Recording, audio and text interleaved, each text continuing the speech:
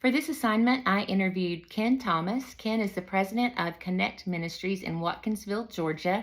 Connect has several different ministry outlets that they use to help churches connect with unchurched people. The way I know Ken is through Connect Day Camps. Our church has hosted these camps for about the last 10 years, and I'm always amazed to see the way they develop young college students to lead these really large traveling teams and implement very successful day camps in locations across the country for groups of 300 or 400 or 500 kids. And they do it well every year. And so Ken goes by KT, so I may accidentally call him that in this interview, just out of habit. But Ken went to Southwestern Seminary, and then from there to work for Lifeway in the CentriKid development office, and was part of developing CentriKid and implementing it. And then he also was part of a small group that met together to plant a church and developed or planted Rolling Hills Community Church. While Ken was helping start this church, he and his wife and the pastor realized just how difficult it is, even for a really cool upstart to meet new people and attract new people to their church. And one of the things they tried was a 3-on-3 basketball tournament, and they had huge success from doing this event in the community. And so they did it every year, and they started offering this to other churches. Over time, Ken and his partner in ministry, Gabe Norris, decided to follow God's lead to leave Lifeway and to start Connect Ministries, where they would do things like this consistently.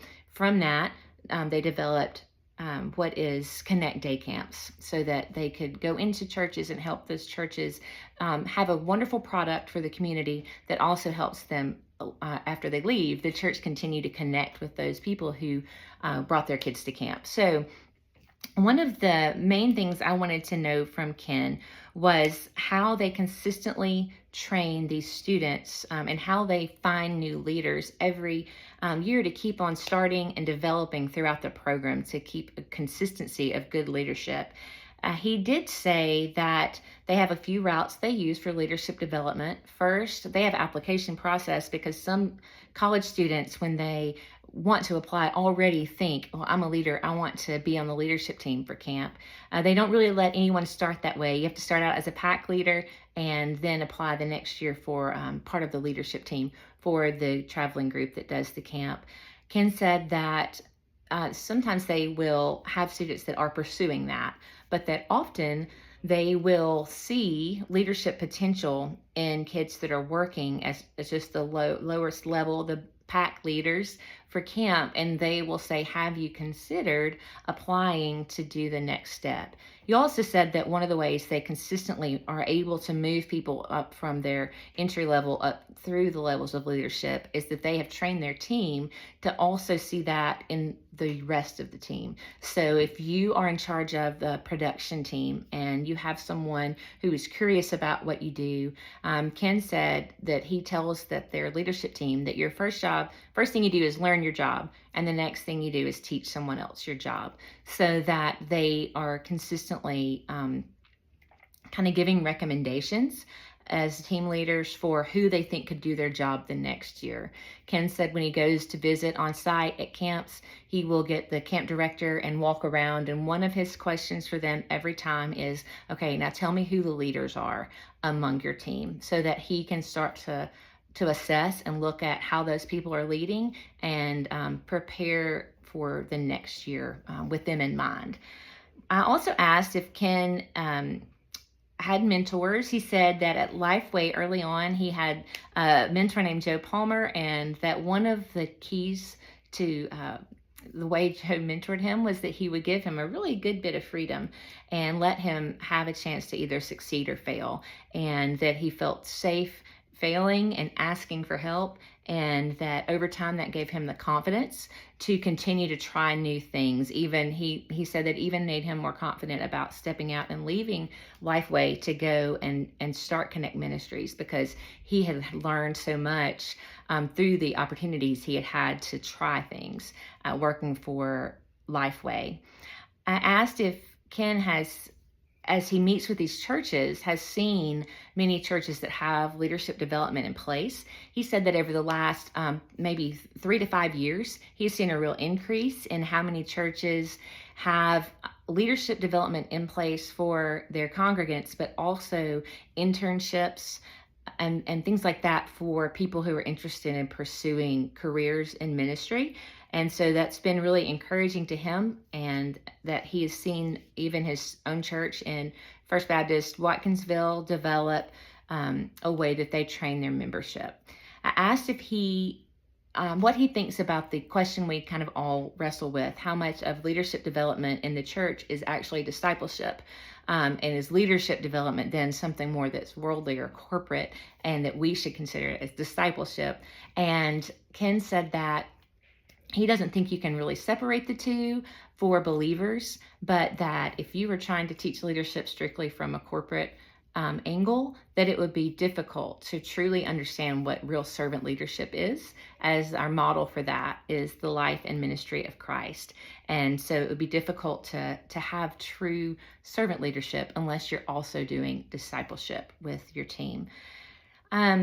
One of the things that Ken said about their teams, I told him I was always impressed that each person on their team knows their job, and they don't second guess their core leadership team. And I've always been impressed by that at the young age of these students, that there's no kind of talking about the person who's in charge, but instead they know their job, they do it. Ken said one of the things that they really teach the students or the teams at their training is that nobody would be on this traveling day camp team if they did not have some leadership ability, because the main job is leading groups of children. And so they have to all recognize that they are leaders, but it might not be their time to lead yet. And that he gives them the example of Christ, how Jesus submitted to the Father, and he talks to them about serving one another to lead. And if you are serving, then you aren't going to be worried about how you would do something instead of the team leader doing it. That instead you're focused on the things that God has called you to right now. I asked him also about what are some of the things that he holds on to as the president of his organization versus the things he will delegate or that he will empower somebody else to do or train them to do over time.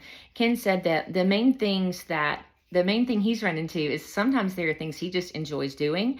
And so it's harder to hand those things off. But over time, he has realized that if somebody else can do it better, he's really not helping the organization grow by keeping that to himself. So he has learned to do that more often, but that he maintains control of directional decisions, vision for the future, and especially personnel decisions. And so while he might bring other people into the conversations, he kind of holds those as his own. Some of his favorite